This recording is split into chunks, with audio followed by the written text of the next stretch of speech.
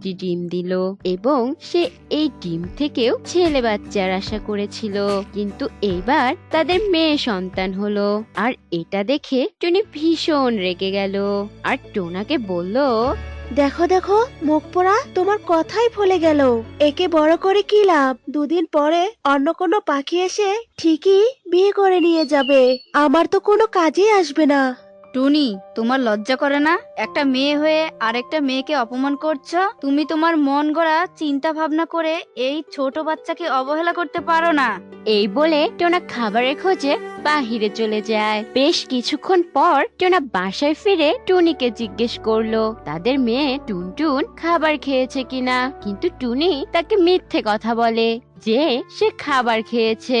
এরপর রাত গড়িয়ে সকাল হয়। টুনি তার ছেলে সন্তানদের বলে, ছানারা, আজ তোমাদের নানু বাড়ি নিয়ে যাব। মা, আমাকে নিয়ে যাবে না? না, তুমি এখানেই থাকবে। আশেপাশে তোমার বাবা আছে, কিছুক্ষণ পরেই চলে আসবে সে। আর তাছাড়া তুমি তো উড়তেই পারো না। এই বলে টুনি তার ছেলেদের নিয়ে তার বাবার বাসায় চলে যায়। সন্ধ্যা হলে টুনি বাসায় ফিরে আসে আর টুনটুনকে নিয়ে অনেক দূরে জঙ্গলের ভেতরে ফেলে দিয়ে আসে। আর টোনা বাসায় ফিরে টুনিকে জিজ্ঞেস করলে টুনি বলে, ও পায়ে ব্যথা পেয়েছিল, তাই আমি ওকে নিয়ে বেচার কাছে যাচ্ছিলাম, তখন সে রাস্তাতেই মারা যায়। আমার তো মনে হচ্ছে তুমি ওকে মেরে ফেলেছো। এই কথা আমাকে বলেছো, ঠিক আছে, কিন্তু অন্য পাখিদের বলো না।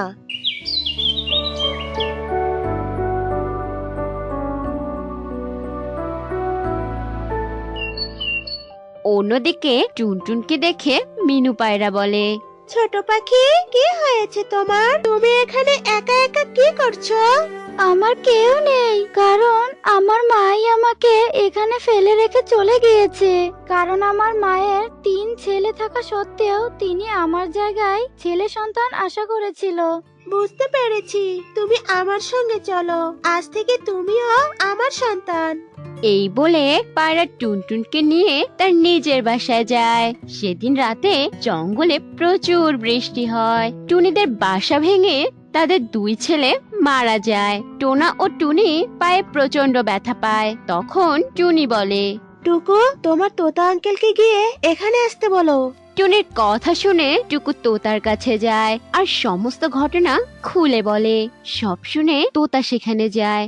টুনি, তুমি কোনো চিন্তা করো না, তোমার তো এক ছেলে এখনো বেঁচে আছে।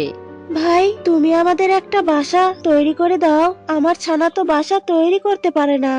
আচ্ছা, তুমি কোনো চিন্তা করো না, আমি তোমাদের সাহায্য করছি।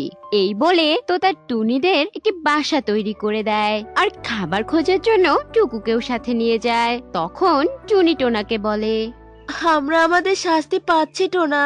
আমি তোমাকে সেদিন মিথ্যে কথা বলেছিলাম, আমাদের টুনটুন সেদিন মারা যায়নি। আমি সেই দিনই ভেবেছিলাম তুমি আমার টুনটুনকে কিছুই করনি। আমি আগেই সন্দেহ করেছিলাম তুমি আমার সন্তানকে কিছু একটা করেছো। তারা যখন এসব বলছিল তখন সেখানে তাদের ছেলে টুকু খাবার নিয়ে আসে আর বলে, মা, আজ এতটুকু পেয়েছি, আজ আমার বাকি ভাইয়ারা নেই, তাই তাদের খাবারও কিন্তু আমিই পাবো আজ। কি বলছো এসব? আমরা ব্যথা পেয়েছি, তোমার উচিত আমাদের সাহায্য করা। এর চেয়ে ভালো খাবার না আনলেই ভালো হতো। সন্ধ্যা গড়িয়ে রাত হলে তারা খাবার খেয়ে ঘুমিয়ে পড়ে।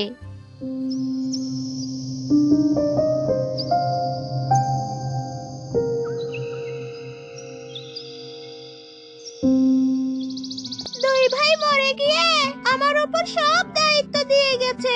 সেই দিন মা বাবা ব্যথা না পেয়ে মরে গেলেই ভালো হতো, আমাকে আর এদের বোঝা টানতে হতো না। এই বলে টুকু সেখান থেকে পালিয়ে যায়। অন্যদিকে পায়রা টুনটুনকে অনেক আদর যত্নে বড় করে তোলে।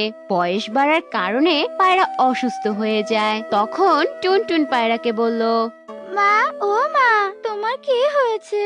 মারে, আজ আমার শরীরটা ভালো না, তুমি বরং আজকের খাবারটা তুমি নিজেই খুঁজে নাও। মা, তুমি চিন্তা করো না, আমি আছি তো তোমার কাছে।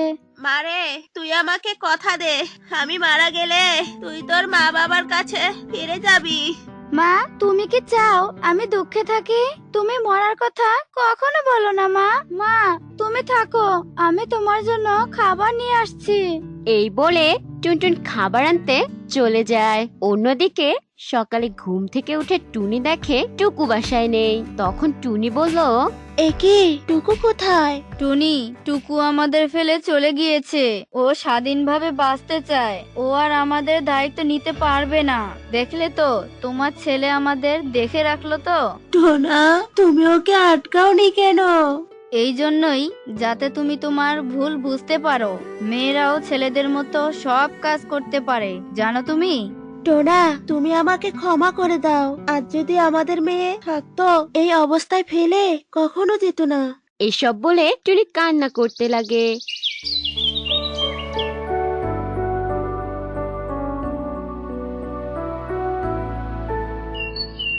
অন্যদিকে টুনটুন খাবার খুঁজে বাসায় ফিরে দেখে পায়রা মারা গিয়েছে। তখন সে কান্না করতে লাগে আর বলতে লাগলো, মা, আমি তোমার কথা রাখবো মা, কিন্তু তোমাকে কখনোই বলতে পারবো না। এই বলে টুনটুন তার নিজের বাবা মার কাছে ফিরে যায় আর বলতে লাগলো, মা, আমি তোমাদের টুনটুন। আমি সেই দিন মারা যাইনি মা, কিন্তু আমার ভাইয়ারা কোথায়? আর তোমাদের এই অবস্থা কিভাবে হলো মা? এরপর টুনি সমস্ত ঘটনা টুনটুনকে খুলে বলে আর টুনটুনের কাছে ক্ষমা চায়। তখন টুনটুন বলল, মা, তোমরা চিন্তা করো না, আমি তো চলে এসেছি। কিন্তু আমাকে কথা দাও, তোমরা আর কখনো আমাকে একা করে দিয়ে চলে যাবে না। আমরা কথা দিচ্ছি মা, আমরা আর তোকে একা ফেলে যাব না। এরপর থেকে দেখা হবে পরের কোনো মজার মজার গল্প নিয়ে। Bye bye.